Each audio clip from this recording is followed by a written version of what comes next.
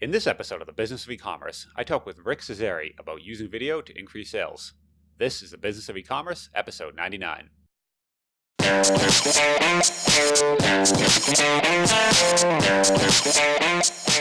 Welcome to the Business of E-commerce, the show that helps e-commerce retailers start, launch, and grow their e-commerce business. I'm your host, Charles Plesky, and I'm here today with Rick Cesari. Rick is the author of Video Persuasion, where he teaches retailers how to use video to increase their sales. I asked Rick on the show today to chat about using video to increase your sales. So hey Rick, how you doing today? Hey, I'm doing great. Thanks for having me on. Yeah, awesome to have you on. You're coming out with a book. It sounds like very soon right now, this fall. So, and you've been working for a long time. We're talking to the show with retailers, kind of video, but also just kind of marketing in general, right? Yeah, anybody that wants to sell a product or service direct to the consumer, I've been helping doing it through direct response advertising and marketing for over 25 years. We can talk about it going way back to, this will sound funny because you're talking about e-commerce, way back to using newspaper ads all the way through TV, radio, and now online stuff.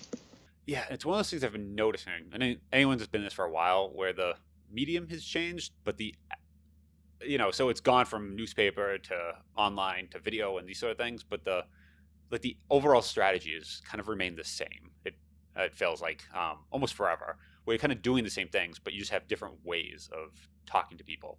And now with things like video, you can get even closer. Absolutely, and that's one of the things I like to bring out to people is that human nature really hasn't changed, and if you can understand persuasion principles like I talk about in my book, or direct marketing strategies that work back in the 1920s, 30s, 40s, 50s. They use the same things. It's just the delivery mechanism is different, how people are receiving the message. So that's a real important message that you hit on that I really definitely like to share with listeners. Yeah. So definitely it's almost to, I've read, I gotta look back at the titles, but some older books where it's like marketing in like the 1920s, and a lot of it though it's like the exact same thing. Like you said, video is now the new thing, but now you can get a lot closer to people, and instead of just being an ad in a newspaper and some couple lines of text, you're a face and a voice, and it's totally different, and people can see a product. So and the analytics are better. And then good point, and you actually know people are seeing it, not just a little classified ad where you pay your whatever, a few $100s and hope someone saw it. This right? So 2019 video, what should retailers be doing? Where should we start with that? Well, let me, one of the things I have in my book, I have some statistics that I like to share with people because they're really pretty astounding. And it really just shows the power of video. And, first of all, in the last 30 days, there's been more video produced than all the TV networks produced in the last 30 years. So what that tells you is we're moving into a video-first society. People don't like to read anymore. People will basically retain 95% of a message when they hear it in a video versus 10% in a text. Again, showing the power of video. And then specifically for e-commerce, using video and emails lead to 200 to 300% increase in click-through rates. Including a video on a landing page can increase conversions by 80%. Anyway, these aren't my statistics. You can just Google online video marketing, video statistics, and see it. But one of the reasons I like to talk about is really just to show how powerful video is, but only if you're using video the correct way, I guess. Yeah. And when you say the correct way, what is the correct way though? What makes it not correct? I guess let's start off there. Okay.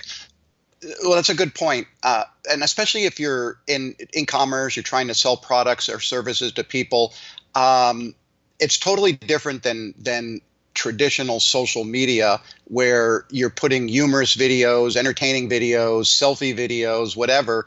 The book that I have really focuses on the content of the video and what you can put in the video to take people to take a specific action. Now, I didn't come up with a lot of these persuasion principles, but I've marketed all sorts of products direct to the consumer for many years and made many mistakes and know what works and what doesn't work. So there's, I guess a short answer to your question would be that I always compare making videos a little bit to giving a speech. And a really simple formula is tell the people what you're going to say. Comes from Dale Carnegie. Say it and then tell them what you said. And that doesn't mean, if that's a 30-second video, a 1-minute video, but really let people know right up front what the video is about. And then also, if it's a demonstration video, a lot of people forget. I mean, it seems almost shocking. A lot of people forget to put in a simple call to action. Go to the go to buy now button on Amazon. Go, put this in your cart. Give people specific instructions on what to do in the video. But there's also, we can talk. I have something that I like to talk about that's like the 3 most popular types of video when it comes to the business of e-commerce or online.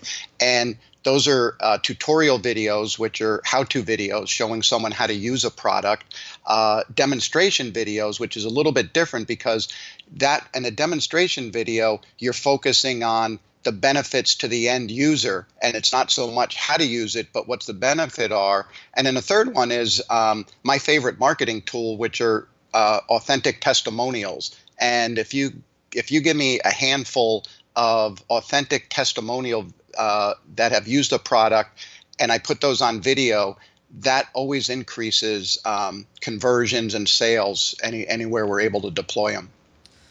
So you brought up a bunch of interesting points there. The first one, I went all over the place. Yeah, no, that was good actually. I want to dig into each one actually, because what you said first, that format, that Dale Carnegie, you see that all. It's funny when you don't know that's something people are doing. It kind of just like you see it and you're like, oh, this is a great video. But then you realize you start watching different YouTube videos and everything, and a lot of folks follow that exact same format. So what is that exactly again? Let's go slowly through that. Well, it's a real. First of all, that's one of the great books. Again, we talk about old time books and what people used to do still works. But Dale Carnegie's book was called How to Win Friends and Influence People, and it was really about public speaking. And again, if you Google, it's still like a bestseller too, which is absolutely. It shows up on like high charts, like. Yeah. Yeah, and I think it was written, I don't know if it was like the 40s or something, or 1930, it was a long time ago. Anyway, because the information is so good, and that's just a simple formula I've always used. And I go into much more depth and much more specifics, but if you just want a quick formula for how to create a good video, it is, tell them what you're going to say, which is your introduction. Now, think about this. I don't know how many of your listeners ever still watch TV or even online, but how many times have you seen an ad and you know what the heck they're talking about until the very end of the ad? Well, the chances that you're going to tune out from something like that is very high. So I always study, and again, you can go online to Google on YouTube, find out how people, the 10 best ways to start a speech, or the 3 best ways to start a speech. And I talk about that. The 3 best ways to start a video are start with a question. Would you like to be thinner? Would you like to look younger? Would you, and that hooks people in that might be interested. Or you could start it with a factoid. We marketed juicers, one of my companies many years ago, and there was a scientific study that came out about an element in broccoli that could prevent breast cancer. So we basically started out with a graphic screen, and it said, did you know that Indo-3-carbinol, an element found in broccoli, can prevent breast cancer? So all of a sudden, the viewer is hooked into what's coming next. And the third way to start it is just with a story. And you've heard many speeches before where somebody will get up and start telling a story, but that draws the audience in. So it's really important when we're talking about videos to start them correctly, then give the viewer the information they're looking for, and then when you end it, let them know what you want them to do after watching the video. Yes, I like to let them know what you want them to do, because right there at the end, you just kind of see the goodbye sort of thing at the end, just kind of a sign off. And what you see, and this is demo videos, testimonials, anything like that. Either maybe it's click here for more information, put in your email address here. Give us a 5-star review on iTunes, which if you're listening, you want to do that, great. Anything like that, it's kind of just, tell people, give kind of the next step after watching the video. And from what I hear, exactly, it works, right? Mm-hmm. Yeah, no, it absolutely works. And again, a lot of people forget to do that. And again, just when it comes to your podcast, let's leave a 5-star review, on iTunes or whatever. Or on Amazon. And if you just tell people what to do, if you don't tell people what to do, they say, hey, that was fun, that was great, I like that product, what's next? You know what I mean? Yep. So it's just again, it goes back to simple human nature and what people are used to doing. And so yeah, I always try to also, even on the show at the beginning, kind of, hey, we're going to talk with Rick about, and kind of give what we're going to talk about. So it's not just this wandering conversation about someone's life, sort of thing, which is, there's a place for that, but more of, here's what we're going to talk about using video. And at the very end, usually kind of sign off with, if there's, questions, want to learn more about you. So I always try to use those same bookends too. And I notice that format just, you see it all over the place of, here's what we're going to do. And at the end, if you want to learn more, this is kind of next step, or whatever the sign off is. Yeah. Let me give you a great example. It's actually a $1 billion example. In my previous book, Building $1 Billion Brands, we did all of the television marketing for GoPro cameras. And if you look at any GoPro commercials on TV, there aren't any running now, but when they were growing really quickly, we started out each 30-second spot with a brand logo that said GoPro, so people knew right away what it was. Then we had user-generated footage. Could have been, mountain biking, jumping off a cliff, paragliding, snowboarding, whatever. And then we ended it with a call to action. Go to our website, and someone will win one of everything we make every single day. And so 3 great things happened. People would go to the website, and we'd capture their names and addresses so we could remarket to them. They had to register for the contest. 2, they would go to the website, they'd see all the other cool videos there, they'd share them, and it created a little bit of a viral effect. And then the 3rd, people would buy the product. So we would actually generate revenue to help offset the advertising cost. So real simple concept of exactly what we're talking about, from a company that used it to grow from $1 million to $1 billion in sales in 8 years. So, these are the type of things that I like to share in the book. So not just the principles, but also backed up with like stories of how I actually used them in the marketplace. Yeah, I like that, because it's this format that, if you wanted to kind of do a lot of these at scale, once you kind of have the format down and kind of the bookends, how you're going to start, how you're going to end, now it's just, okay, what's in the middle? What's kind of the meat in the sandwich? But the sandwich always has 2 slices of bread, sort of thing. Yes. Yep. Exactly. That's a good analogy. Perfect. So you said there were 3 types of video, because when you start looking, because then you start thinking, okay, I could use video. Is it just, some stuff on the homepage? Is it a product page? Like, where would these videos go? So you said 3 main types. What was it? Tutorial, demo, testimonial. Yeah. All right. So and you can have more than that, but those are the 3 basics that everybody should have on their website. So let's go through them one by one. Where would you put each one, and kind of what would kind of be the strategy for each one of them? Yeah. So first of all, I'll throw out a good reference that people can look at. I have a large Amazon client. They're the largest seller of docking stations on Amazon, called Pluggable. And they've been using video, even though on Amazon, video has just come to Amazon recently. They've been using video every time they introduce a product. They create a tutorial video, which is, because it's electronic equipment, connecting, certain adapters. And so they would create a video and deploy it for every product when they introduce it.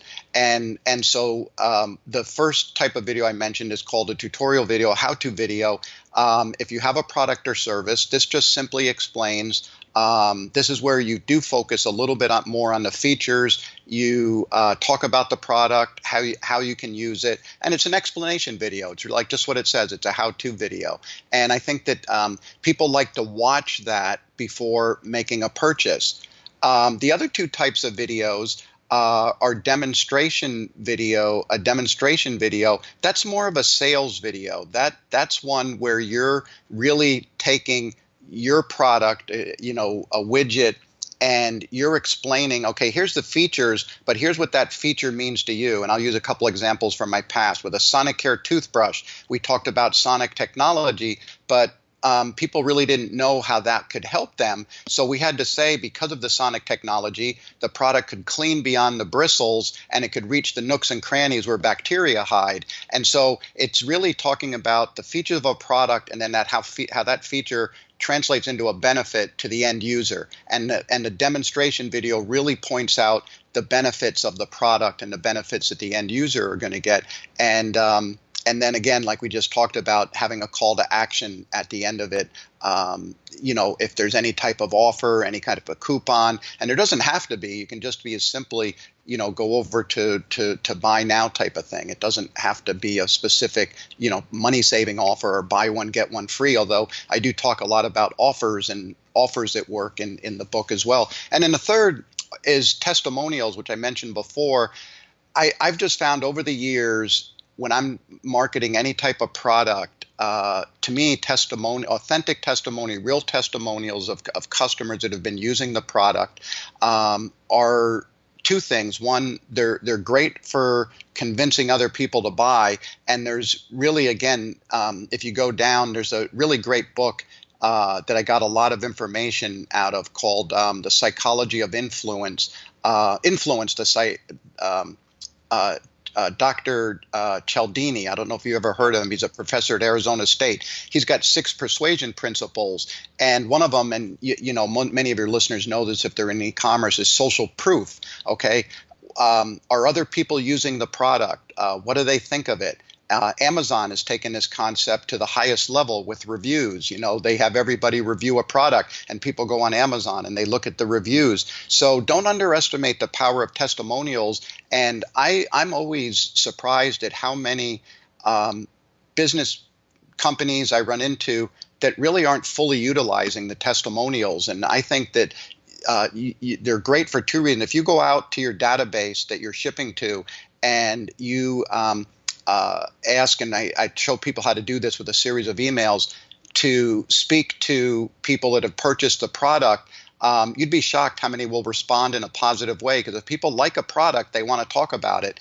And so the things you learn, and I'll do a quick 20-minute interview with each person, usually with video, a camera, and you'll learn what people like about the product, what they don't like. And I feel like after interviewing 15 to 20 people, from a marketing perspective, I know exactly what things to emphasize, what questions to answer. So it's great for doing real product research, but then also the testimonials themselves, when they're deployed on your website or however you want to use them, are a powerful psychological way of getting people to purchase as well.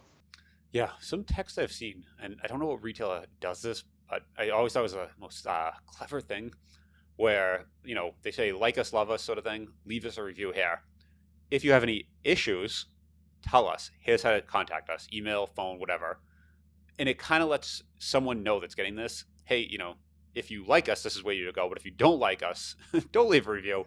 Tell us, and we'll help you. And they kind of imply, if you email us, we're going to work with you and make you, help fix the issue that you're having. So it makes this nice thing where you're going to start getting more positive reviews, and all the negatives, you could help turn those potentially negative reviews, turn those customers into positive reviews by actually helping them.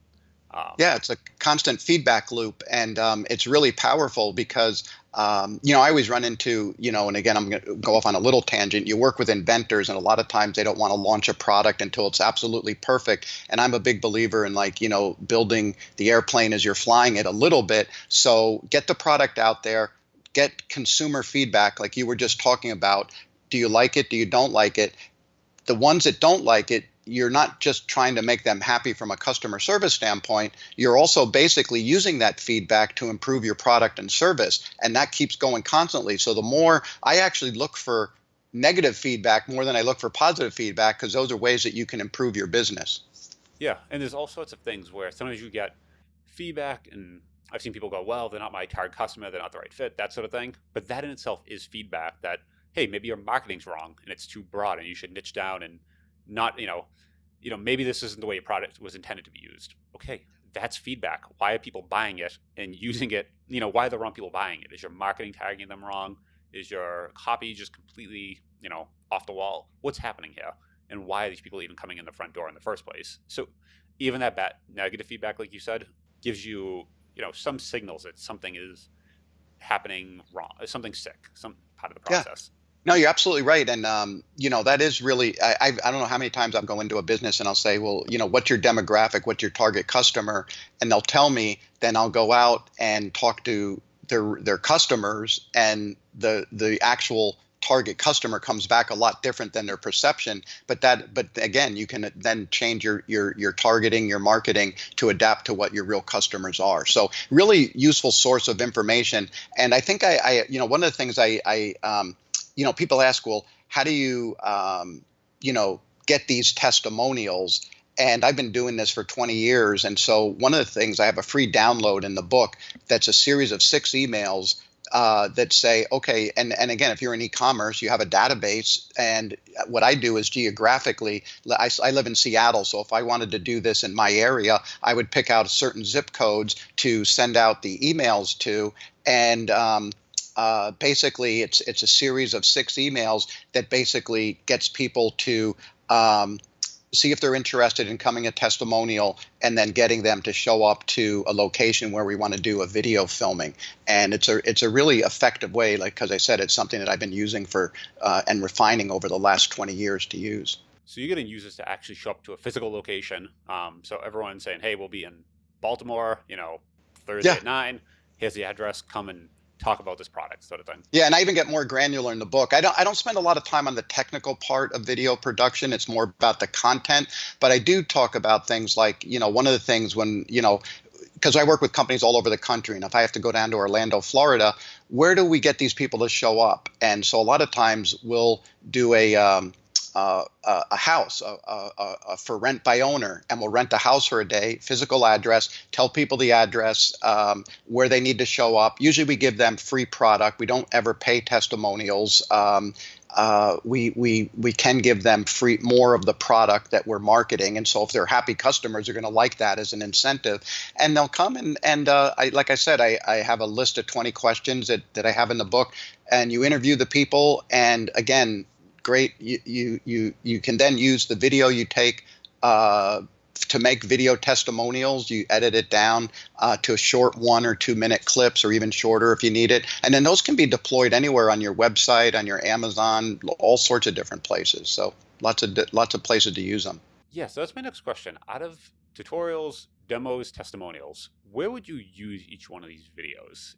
We talking product pages, marketing material? Like and do some fit better than others? Like a demo I could see fitting really well on a product page. Where would each one fit best, and how would you deploy each one? Yeah, so I'll answer that question 1 second, because there is one video I also like to see people using, and you've heard about your origin story, or your brand story. So I like to why is it, what do you do what you do? And again, I'm going to use Pluggable as an example. And if you go to the Pluggable website and you go to the video section, the CEO, founder of the company, Bernie Thompson, he has a great 2-minute video. He was an engineer at Microsoft. He left. He wanted to develop better products, and he gives a whole background about why he's doing what he's doing. And people love to know, and the why of a business and why they do it. So that's a video that I like to see right on the homepage. Like what's this business about, and why are you doing it? Then the how-to and the demo videos, to me, are more on the product pages, and testimonials I kind of sprinkle throughout. I love to have some of those definitely on the homepage when you come there, because I think that's something that's very convincing to people. You click on it and you scroll down, and all of a sudden there's like 6 testimonials, and sometimes it's just like you take a little quote out of it, and then if you click on it, you can click on the video. So that's kind of where they get deployed for what I'm doing. Would you use them also in marketing material, that sort of thing? Absolutely. Yeah. Oh, absolutely. I'd love to tell people I'm going to go off on another little tangent, because I had a really good thing that's really maybe pertinent to a lot of your listeners. I just got back, and I don't know if you've ever heard of this company. There's a company in Phoenix called 6th Division, and they're Infusionsoft guys. And Infusionsoft is an email marketing platform, and there's many out there. And what they do, though, is they put together specific email strategy marketing campaigns for, here's the email marketing campaign and a series of 5 emails if you're trying to get somebody to opt in from a Facebook ad or from a podcast or something. Here's subscribe and save. Here's cross selling, but the reason I'm talking about this is every one of those then said, okay, on email number 2, you should send a video, for instance. And so to answer your question, yes, absolutely a big believer. For a lot of statistics I mentioned earlier, people are more apt to open a video and watch it when it's in an email than just reading text. People just don't read anymore. It's a little, I mean, I love to read, but in society in general just doesn't read as much as they watch video. So absolutely use it in much marketing material as you can. Yeah, it's one of those things, and I've kind of even noticed with the podcast that when you're certain people are in different listening or watching modes, right? Where if you're on the bus or the train, you might be audio or reading. But like if you're sitting at home, you're going to watch a video. If you're in front of a computer, you're going to watch a video. So you almost need these different methods all kind of tied together in your marketing, because depending on where that person is, what exactly, like when they're viewing that page or that piece of material, they're going to want to consume it in a different way, whether that's audio, video, text. And you have to give them all the different options, because you don't know if they're going to be on the train or sitting at home in a quiet room. And giving them the different options really kind of helps wherever they are, they can get the most out of it for that particular place. Yeah, no, I absolutely agree with that statement. And I'll take it one step further, because when it comes to selling your product, and I'll probably have a lot of people disagree with me on this, just my own personal experience, it's the same thing when it comes to buying a product. Let people purchase the product where they want to buy it. And what that means is this, your podcast is the business of e-commerce. And so we're selling on e-commerce, but some people might not want to buy from their website. They might buy from Amazon. Somebody else might want to buy from another online platform. So as much as possible, I like to have, and again, building on what you just said of giving people the way they're used to consuming information and where they're at consuming it. It's the same thing for me when it comes to purchasing products, is let people buy the product where they're comfortable buying it. And even if that means, brick and mortar retail stores, or home shopping networks or whatever, lots of ways for businesses to expand, especially if they're doing, direct to consumer products and things. Well, certain things by their nature are more sellable via video, or sometimes you want to buy on Amazon. There's just, for whatever reason, something small, something easy, you can get 2-day shipping versus free delivery. Yeah. Versus if I'm buying something big and heavy and different, maybe I'll go directly to the brand. But depending on the product, you might want to buy somewhere different. And it just really depends on the product, the consumer, what you're used to buying, all these different things. So I like that concept of giving folks just options. Yeah, absolutely. Right. And consuming the information, like you said, but then also purchasing options as well. Yeah, both, because you don't know, right?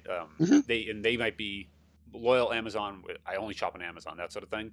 And there are people that do that, right? And if you're not on Amazon because you don't want to give them their whatever percent, double-digit percent fee, you're still missing out on a chunk of that revenue right there that you couldn't otherwise capture. So I like that. Yeah, I found something interesting, and just again a little tidbit. When we are on our websites that we work with different clients on, if we give people the option of purchasing, from the website, or they can purchase from Amazon, we've actually seen an increase in overall sales, as opposed to just, if somebody's on your website, you wouldn't think of sending them to Amazon. But again, I think it's just because of the reasons you just talked about.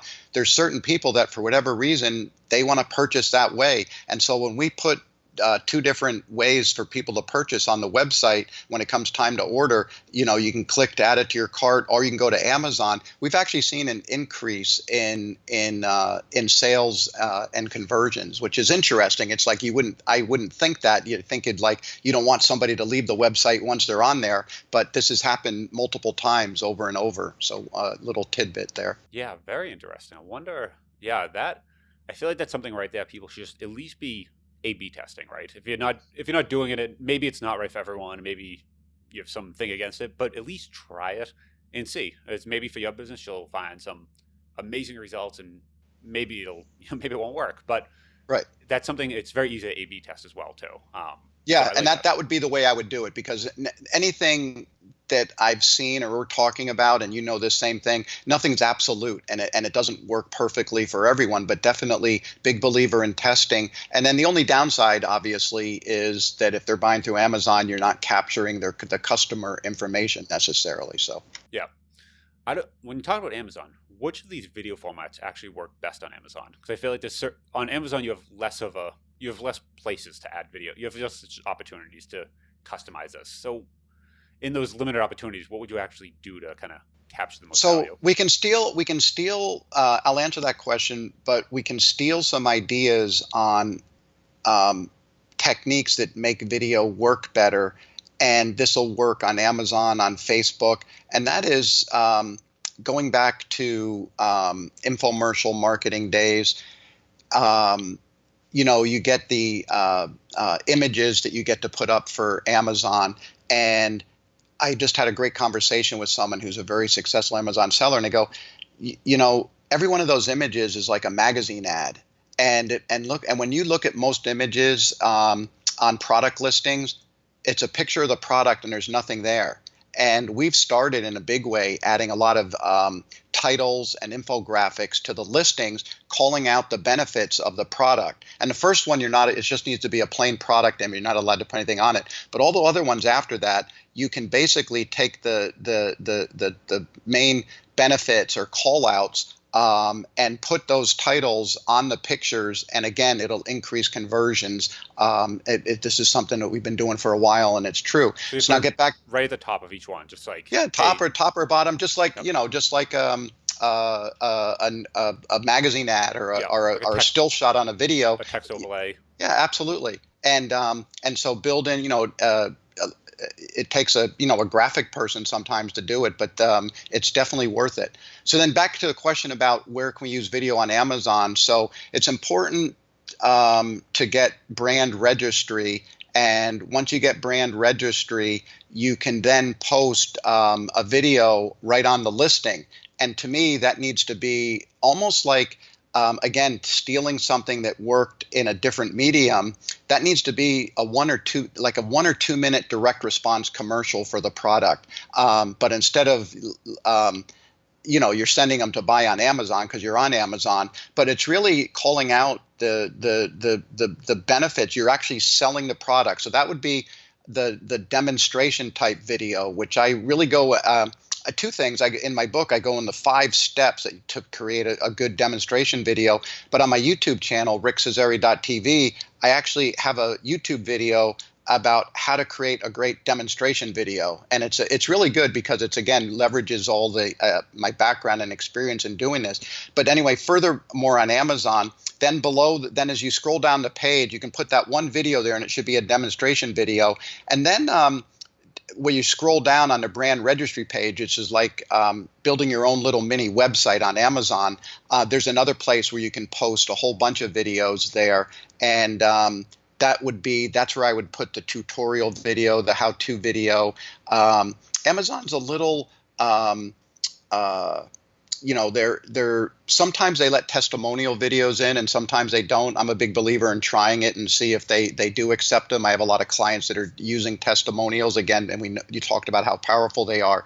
And then really the last place that you can use, well, two other places you can use video effectively on Amazon, again, for some of the bigger sellers, is Amazon Live, which is something that they started up. And to me, it's just like, again, you're doing like a little miniature home shopping or QVC on Amazon.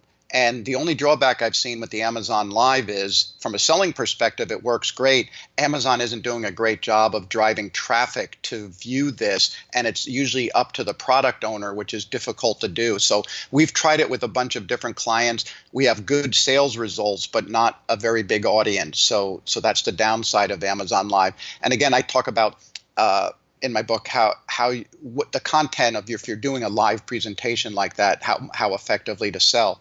And then the last one, and we just started doing this, and again, it's with my pluggable client.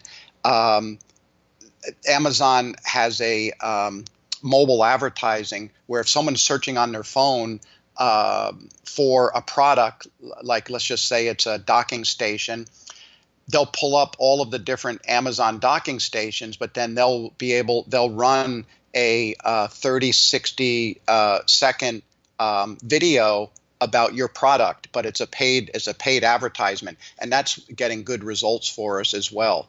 So those are really the ways that we deploy the video on Amazon. Very cool. Yeah, I feel like Amazon, the whole Amazon Live thing, I've heard this also that they're just not getting a lot of views, but I think Amazon's still in the phase of trying Testing. testing and just seeing, because it's relatively new, right? Yeah, it's relatively new, and it's not a new concept. It's going to work. They just have to learn how to deliver an audience or get the product owner to pay to deliver the audience, because everything is about that on Amazon now. It's pay for play. But believe me, they're not going to abandon that. They're going to refine it and get it better and better, because it's been proven over and over that's going to be a really effective way to sell product, and that's what the business that they're in.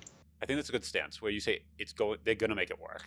We don't know how. It may not work like this. Like whatever you see today might not be how it's ultimately going to work, but they're going to keep figuring it out and changing it, because that kind of direct response, infomercial, whatever it's been for years and years and years, it just hasn't really found its way online. And they work, but no one's really figured out how to do it. And if someone does, Amazon, they want to be that person. They want to be the one who figures out how to make it work online. And if they do, they have the most benefit of it from it. There's going to be a little pot of gold at the end. So they're trying.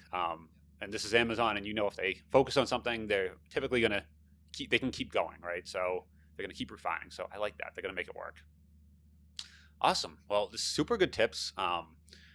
If people want to find more about you, I know the book's coming out soon. So where can they find you? Can they find the book? Ask more questions? Where can they do that?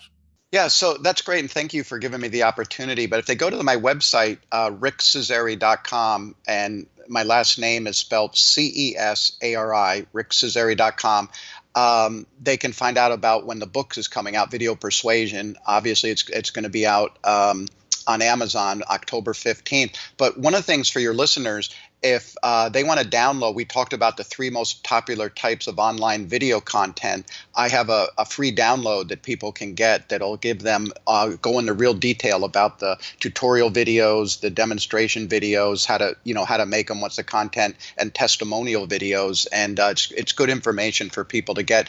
Or they could go to my YouTube channel, which is rickcesari.tv. Okay, excellent. I'll definitely add both those in the show notes so people can check that out. Great. Awesome. Thanks, Rick, for coming on the show. It's been great chatting. Yeah, it has been great, and I'll leave you a great review, too.